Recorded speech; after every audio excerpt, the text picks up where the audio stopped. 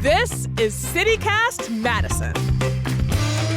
I'm Bianca Martin, and here's what Madison's talking about.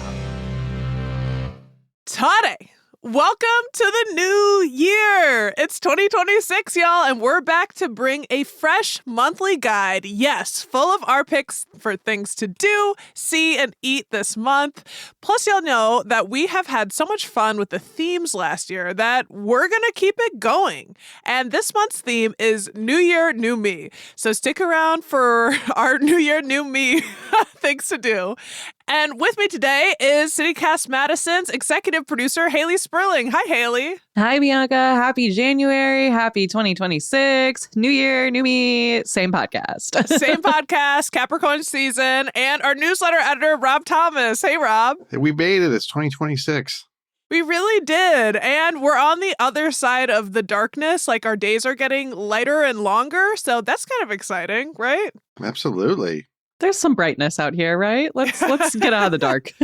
Yes, and some light coming our way. I'm just going to jump right into the to-dos for January. It's Hamilton. The Broadway musical is coming to the Overture Center, and I'm so excited. I had to fight Rob to bring this topic forward because we both wanted it. No, he's a gentleman, so he was just like, you can do it. We should have dueled in honor of Hamilton, right? Yes. Yeah, we should have dueled. But here's the truth. We're both going to go.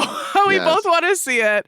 I personally have never seen the live show. I've watched the film version on a streaming platform I'd rather not promote, but it was very good. And before I even watched that, I'd kind of already mastered some of the songs.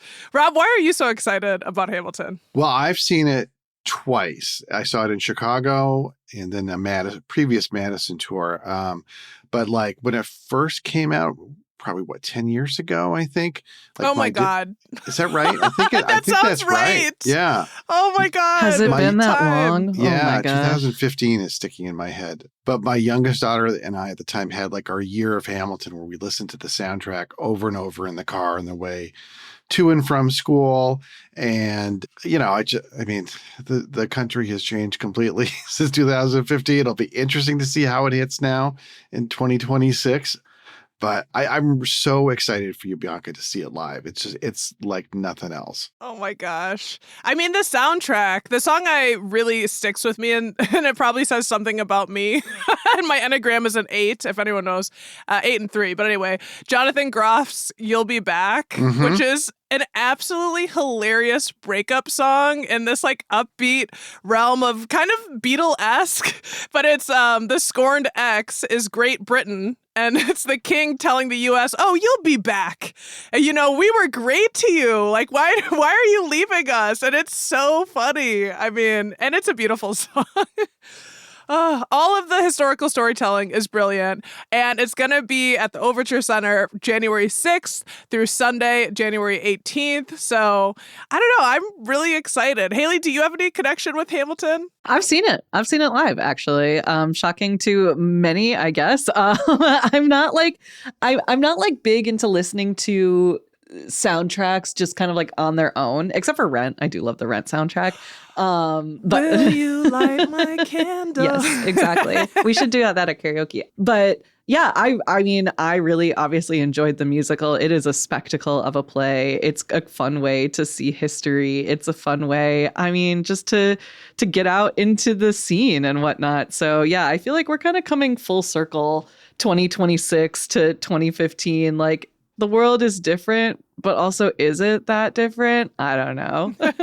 From 2015, you might remember, to 2016, that was a really big change. I remember the news around Hamilton and the new administration, some of the members of it, you know, going to the theater and having a different reception because of some of the historical connections. So, I mean, it's a great time to revisit history. We've been saying that all through 2025. And what's really cool, so, you know, you can go see the play, but also there are some events around it. Overture is serving a 3-course candle dinner or a series of dinners in their promenade hall. They're calling it Yorktown Tavern. Obviously, that's its own ticket, but if you want like a special experience. And then also in the Promenade Hall, Wisconsin Historical Society is doing an exhibition. So, like, if you want to dig into that history more, they've got original letters from Hamilton, Burr, Washington, Jefferson, and Madison, an original newspaper printing of Washington's farewell address. So, if you want to get like really nerdy and dig into the history of Alexander Hamilton and his co-conspirators and foes, like it's going to be there. So, it's going to be a scene. I love the history connection. I'm like, wow, this happened in real life. It's just like the play. Haley, what are you looking forward to doing this January? Well, January, it's cold and it's been a really freaking cold winter, but I am committed to leaving my house after dark. We said that we're bringing a little bit of light to this podcast. It's still dark outside at like 4 p.m. So thankfully, Olbrich Gardens has pretty much exactly what I need in order to get my booty going. Cocktails in the Conservatory. It's an event that happens multiple times a year. So if you miss it this January, don't sweat it. They'll be back. And it's pretty much exactly what it sounds like. Olbrich describes it as a, quote, staycation in the tropics, which feels really spot on to me if you've ever been to the conservatory. And, at the event, folks can drink botanically inspired cocktails and mocktails while moving to a variety of music spun by local DJs, again, in the Bulls Conservatory. So super fun, super cool. Have you guys been to just like the conservatory in general? Yes. Oh, it's beautiful out there. Yeah, especially in January. I mean, it's such a nice view. And like, I think I've been there a couple times. It's really nice. And I'll say more to your question, Haley, but I want to highlight that before we were doing this conversation, I was saying all of CityCast Madison deserves like a little remote CityCast Madison and somewhere tropical and balmy. Like I was just saying that, and now you're bringing forward this, which is perfect and reminding me, yeah, I've been to the conservatory and I've gone to this cocktail event and it's pretty fun. Like I honestly am so glad you're bringing this forward because I dry out too. I'm like, my plants need more moisture. I need more moisture. I need to go and be amongst the tropics. And this is such a good way. Well, that was my next question, was if anyone has ever actually been to this event. So I love that you have. It sounds super fun to me. I haven't actually been. Of course, the whole thing is 21 plus. And this event, like, it's popular. Obviously, if Bianca's been there, it is popular because she knows what's up in this town. And it usually sells out. So truly, like, go and get those tickets if you're interested. They're $12, so pretty reasonable in my book. And of course, all the funds go to Olbrich, which is a great cause in general. So this year, they're hosting the event on January 16th. February 27th and March 20th. So lots of opportunities there. And again, the cool thing about this event is that it's both for the early birds and the night owls. So they break it up into like 2 time slots. There's one from 6:45 to 8:45, and then they clear out the conservatory for like 15 minutes, like everyone get out. And then there's a second dance slot from 9 to 11 p.m. And I think that's cool, so it's kind of like something for everyone.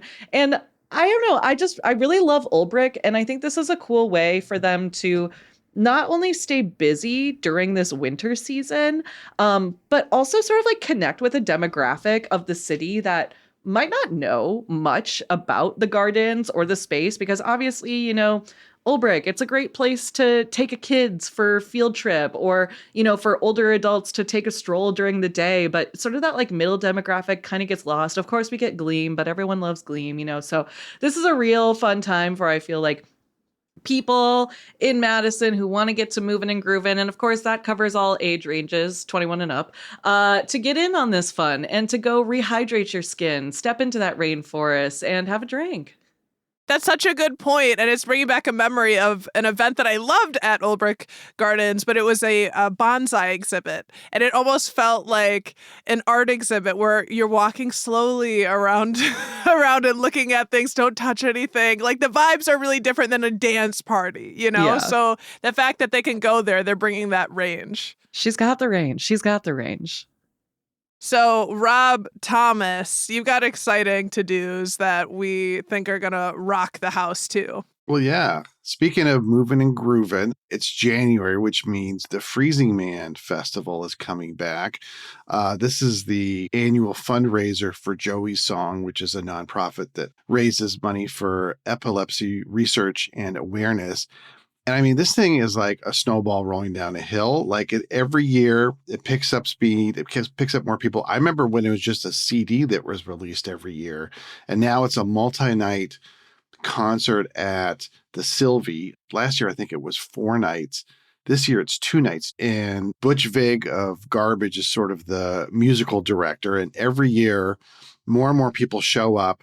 Coming back this year is the members of the Goo Goo Dolls and Silver Sun Pickups, one of my favorite live bands. They were awesome last year. Fountains of Wayne, Belly. And this year, there's been more. There's one of the guys from Tears for Fears. There's 2 of the Go-Go's. I mean, it keeps growing and getting more and more people involved in this, I think, because A, it's such a good cause, and B, these musicians have such a good time. And often in early January, they're not touring. So they have the time to come to Madison and hang out together. This year, it's 2 nights, like I said. January 10th, which is the Saturday, is the big sort of what they call a jam session, where you'll see all kinds of different musicians from different bands playing together, often playing covers of their favorite songs. And then new this year on Friday, January 9th, is what they're calling like a storytellers, kind of like that VH1 storytellers show, where everybody's going to be acoustic. And in addition to playing songs, they'll be telling stories about like, I came up with the idea for this song with this, or I first played this song at this place or something like that. So that should be a fun kind of low key thing. MTV Unplugged. Exactly. Yeah. Just like that. Charlie Barron's, I think it's usually the MC for the event. He'll be there. And it's just a great time for a great cause, especially like in early January where there's just not much happening. All of a sudden, all these big time musicians are in Madison. It's just cool because we've got these major rockers who have been famous in Madison for like decades now, and they bring all of their rocker friends to our city. And Right. and then because they're truly their friends, it's got that, what I understand, like a family vibe, like a truly inclusive, warm, special live performance that when a band is happy and they like each other. Right. You can feel that. So when you get a bunch of folks together and for such a good cause, like I think if you want immaculate vibes, that's probably where to be.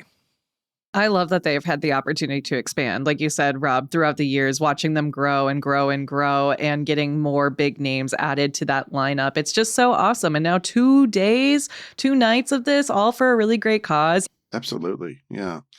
And then the other big musical event in January this is a great time to catch up with great Madison musicians. There's these, I guess they call them Wisconsin fests that take place. That's so obscure. Sorry. You think it might catch on? Yeah. Yeah. But it's like, there's 7 of them now. They're at different FBC Live venues. There's one at the Sylvie. I think there's 3 in the Majestic, and there's 3 at the High Noon, and each one is a different genre. So there's a bluegrass one at the Sylvie. There's a folk one at the Majestic. There are punk and hip hop ones at the High Noon. And it's just like, 3 or 4 great local acts in that genre all playing together. So I think that's great too. I mean, we talk about all these big musicians coming to town, but it's really important to support local music. And this is a great, very easy way to say, like, I like bluegrass, but I don't know any local bluegrass bands. This is a way to find some new favorites. It's making me think of one of our neighbors, Scott, who came to our end of year party, who came up to me and is like, I really want to meet other jazz musicians. Do you know, like, where should I go? Who should I connect with? And I was like, okay, well, there's a jazz session here. Like, this is probably all of the local folks getting in one place. So if you're trying to, start a band, have a jam, like, this is probably the place to be and to meet some people. Or if you're just a fan and get a new favorite band. Yeah. Yeah, totally.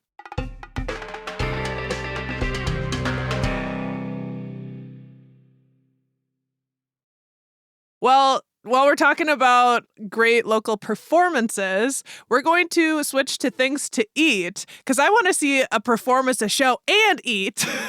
Dinner and a show. Dinner and a show. And in this case, it's a brunch. So in the new year, I want some joy ASAP, man. There's been heavy news, putting that all behind us. No negativity, right? And I think there are a few things I like more than drag and like going to drag events. There are a few things more joyous, more full of laughter and glamour. And so I'm going to recommend, and something that I want to do is checking out the drag brunch that is Wicked themed, being put on by Bianca Lynn Breeze. If you heard our recent conversation with her and her drag daughter Lynn Breeze about drag dynasties, they keep it moving in the city. They have a lot of events, and I just haven't been to a drag event in some time, and it's Wicked themed. So it's really starting to sound like I'm a musical theater freak, but no good deed goes unpunished. And they're hosting it at the Graduate Hotel, which honestly is a vibe in and of itself. This feels like the most Bianca Martin coded event that you could have picked. Like, this is it for you. Drag, check. Wicked, like 400 checks. Bianca Lynn Breeze. Yeah. And it's like glitterati sort of outfits. It's going to be a lot of fun and very dreamy. And it's like $40 for food and a show. And it says drag brunch and bingo. So that's the thing I'm bringing. So you can get some food with the show and also have a secondary little thing to do for yourself, which is, you guys know Infusion Chocolates over on Monroe Street? Yeah, they're pretty famous. Have you been in there? I haven't been in, but I've had the chocolate. Okay. The chocolate is so good. I float over there on a somewhat regular basis, more for special occasions, but like maybe more than I should. And something that they sell, in addition to truffles, is drinking chocolate. So like a bag of drinking chocolate. And last time I went, I thought I left with one, but I didn't buy it. I totally forgot. But they sell regular gorgeous chocolate, but also Mayan chocolate, which is spicy. That one's my favorite. They also have a sweet curry chocolate, and I am in the mood for hot chocolate all month. So that's my secondary to eat. That sounds delicious, and I want to drink. Can you describe drinking chocolate? Yes. So it's hot chocolate, but it's more chocolate. Okay. I think I've described this in the past, but it's basically like drinking a liquid chocolate. And it is not gross. It's divine. Yeah, it's truly otherworldly. I think I might have mentioned it, but the only other time I've done it was in Paris. But it was like the first place I went to Paris when I was 25, so that's like nearly a decade ago. But the first cafe I stopped into, which I was just really nervous and I was by myself, and I was like, I need to go somewhere. I'm exploring. I sat down there and I ordered a hot chocolate. I'm like, this isn't hot chocolate like I've never had before. Like, it is pure chocolate, and it's very, very good. And I don't know, it feels like a divine treat. I also wrote that for the newsletter, our top foods for 2025. So I'm going to actually go back and get a bag and take it home and enjoy it this January. That sounds magical and delicious. Haley, what are you eating? I'm eating a lot this January. Let's put it like that. We talk about restaurants a lot on this show, so why should this year be any different? And I'm here to tell you guys all about Winter Restaurant Week. Woo! Nice. January 25th through the 30th is Madison Magazine's Winter Restaurant Week. And if anyone's new here, if you're not familiar with the concept, I'll break it down for you quickly. This is a semi-annual event. There's one in the winter and one in the summer. And it is really the perfect opportunity to sample some of Madison's local restaurant and food offerings. So prefix menus start at $30. Participating restaurants put together a menu for you with 3 courses, an entree, a main, and a dessert. And it's $30 flat, and you go from there. You kind of pick your own adventure. And a hot tip here, some restaurants offer a lunch menu for even cheaper for $20. So lunch is really my hot tip here because it is a deal. It is a steal. I know you guys have participated in restaurant weeks before. Any standouts from recent memory? I'm a broken record on this, but I always Asterio Papavero. That's where I get that butterscotch pudding I like so much. So Yes. that's yeah. Budino. I know I mean, I say that all the time. The other one I would bring up would be, I mean, beef butter barbecue on the north side. I will take any excuse to go have that best barbecue in town. Ooh. And there's some new places this year, like that one social food hall I saw. They were taking part this year. So it's always a good excuse to try somewhere new as well as someplace you really like. And some favorites on there, Lacy Lices de Awa. We've been talking about them a lot. West African food. Feast, artisan dumpling and tea house. I love Feast. I really love the ambiance there, but I love just like soup dumplings, especially this time of year. I bet that would be a really good move.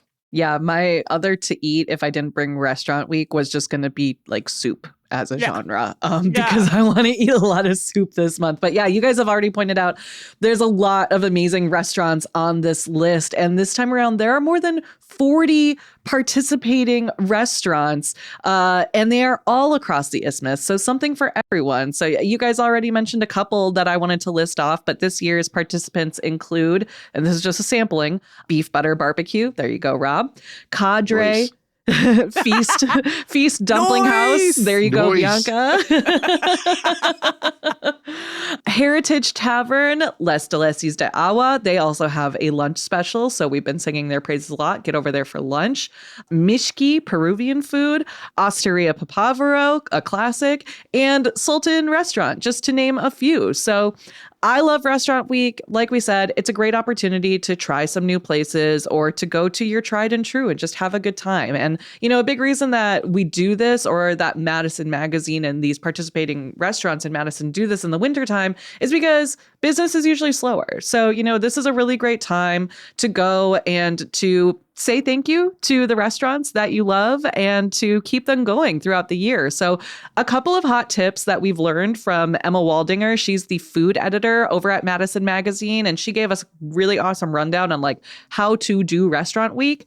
Her first tip was make reservations. A lot of these places fill up fast. So go online, hit a reservation. Plus, go with a friend because sharing is caring. We know that. I love to share food. It's always more fun when you can kind of map out what you want on the menu and like you get this and I'll get this and I'll have a bite and you get a bite. And that brings me to my last point is take a peek at the menu before going, you know, come with a game plan, y'all, or go in blind. If that's your vibe, that's insane to me, but go off, you know? Rob, how about you? What are you bringing? I promise I will also support Madison restaurants in January, but when it comes to food, I'm planning to stay home more and take advantage of two new appliances that I've wanted for a long time and finally got.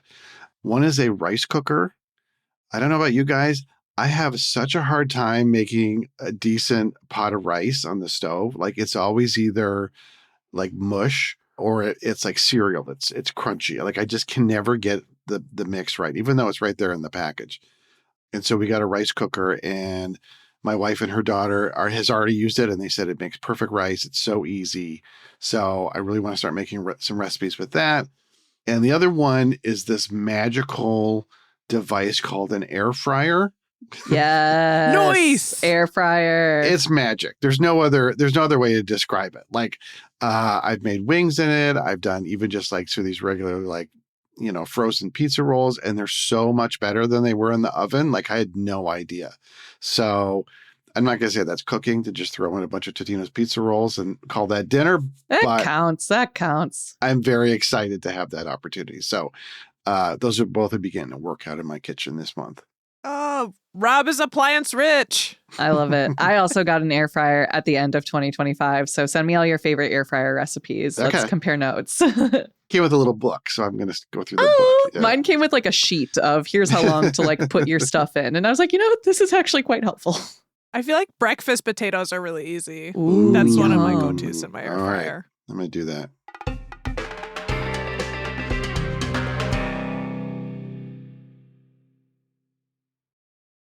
I feel like this is a good transition to our theme, which is New Year, New Me. So you've got new appliances. Each of us have a New Year, New Me. I'm going to kick us off.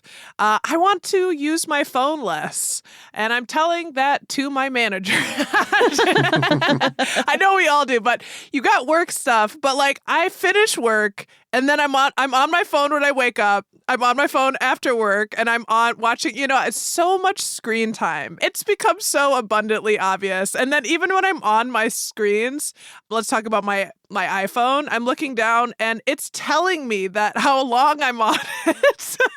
And I frequent Instagram, and Instagram keeps feeding me this ad, and it's telling me, do you not like using your phone? You should get Brick, which is a device. It's like a 2x2-inch gray square, and it pairs with a smartphone, and it can help you block apps. And I know, Haley, you and I have talked about this. Rob, are you also getting these ads, Brick? No, I must be a very responsible phone user because I'm not being targeted by the algorithm.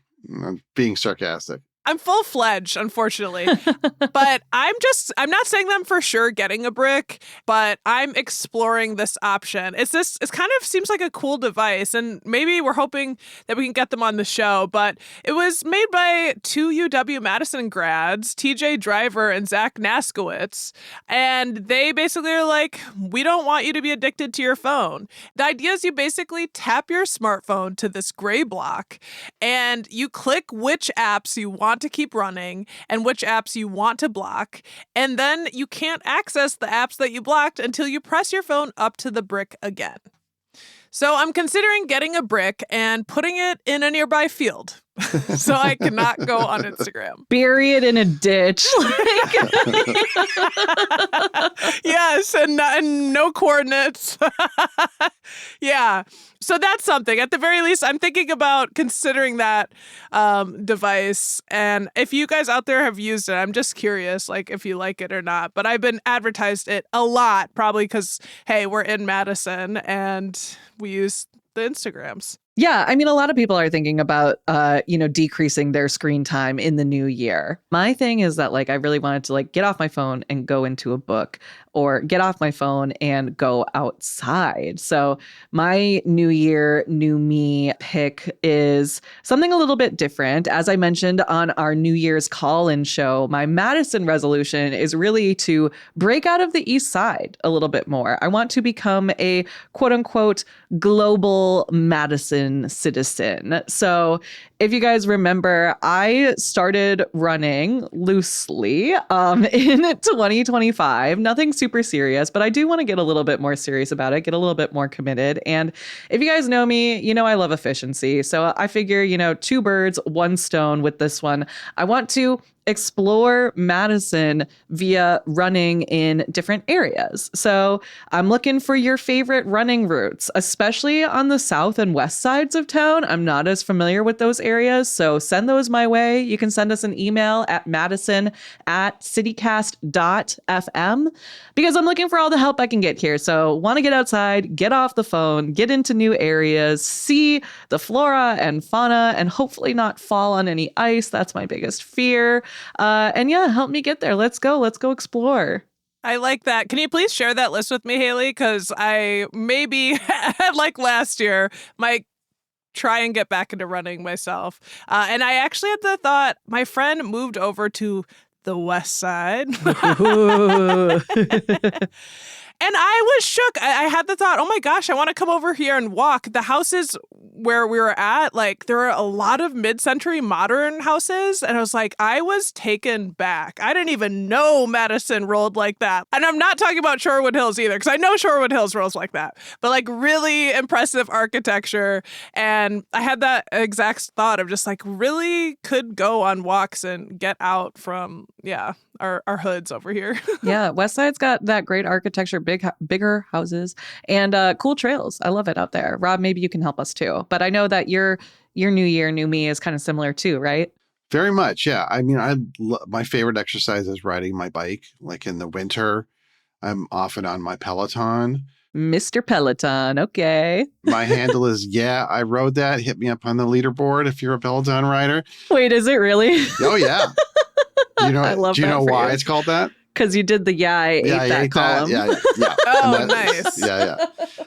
And then in the summer, I love to ride my bike when it stays after work or on the weekends. I love hitting the bike trails.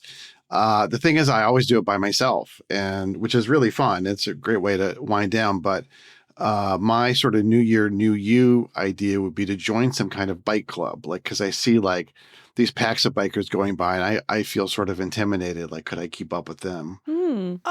Invite Rob to join your club if you're cool and nice. I did one ride with my wife's CrossFit gym. They did a bike ride on a Saturday at the end of last summer. And it was really fun, and I kept up, and it's a great sort of mix of exercise and being social, and it also holds you a little bit accountable because like you want to show up with everybody else. So I think that's my New Year, New Year. I won't say resolution, but what's something I'd like to do this year is join a bike club. I love it. That's awesome. Jade's also a big biker on the team. So Yeah. maybe we do a CityCast Madison. I mean, we won't supplant whatever bike club. You can have your own bike club, but maybe we do a CityCast Madison bike ride next year. I love that. That would be great. Yeah. That'd be a fun neighbor event. Yeah. I need a little bit of lead time on this because I got to get a bike tune up. I'm not the biker of the group, but Yeah, my bikes are sitting sad. I have bikes ready and they're sad. Well, heck, it's 2026. Anything is possible. Thank y'all for doing the January guide. We've got lots of fun things to do, lots of good things to eat, and we're going to be brand new people, right? so brand new, totally different. You don't even recognize me anymore. All right, that's it for the January guide. Haley Sperling, thank you so much. Thank you. Happy January. Happy 2026. And Rob Thomas, thank you. This was fun. This got the year off to a good start.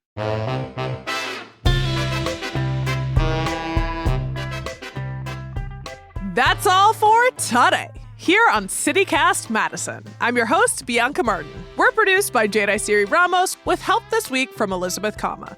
Haley Sperling is our executive producer. Our theme music is by Carl Christensen. Rob Thomas is our newsletter editor. You can get more news delivered right to your inbox by subscribing to Madison Minutes. And don't forget, you can support this show and get great perks by becoming a CityCast Madison neighbor at membership.citycast.fm. Hey, if you enjoyed today's show, why not share this podcast with someone who loves the winter? Alrighty, see you back here Monday morning with more stories from around the city. Until then, thanks for listening and Happy New Year!